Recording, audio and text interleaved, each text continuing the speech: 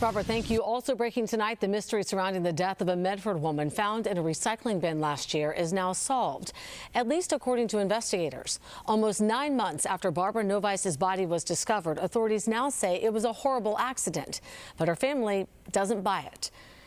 Our Bob Ward has been following this story all day. And Bob, viewers have been asking you to stay on top of this case. Yeah, they have. Barbara's death has impacted a lot of people, so we stayed on top of this. And now the medical examiner is ruling that Barbara's death was accidental.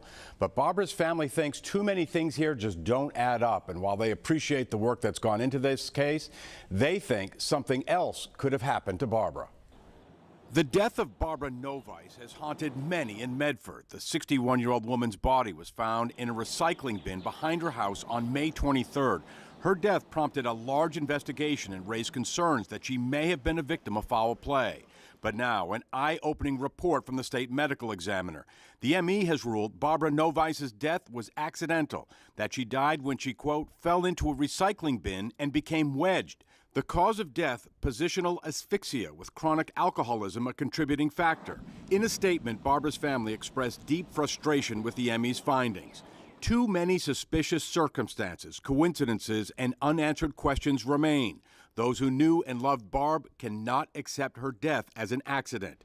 In the weeks before her death, Barbara Novice applied for a restraining order against her estranged husband, claiming he could not accept their divorce and that he put her in fear of imminent and serious physical harm. 6 days before her death, Barbara Novice withdrew her restraining order application. As detectives conducted their investigation, they ran a simulation of what likely happened to Barbara Novice. To figure out what actually happened to Barbara, police came back here to her house and they ran some tests. They wanted to find out for themselves if it was even possible that this was a tragic accident.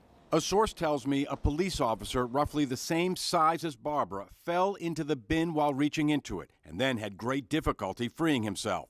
Former Boston Police Chief Dan Linsky tells me that's likely what happened to Barbara. So you go where the evidence takes you, and here it looks like she might have been reaching in to clean something out of the barrel, or fell in and then wasn't able to right herself, and then probably wound up with some positional asphyxiation. But Barbara's family says the findings are unsatisfactory. Quote, Barb was a community advocate, a joyful neighbor, a tender, loving daughter, sister, aunt, friend, and mother.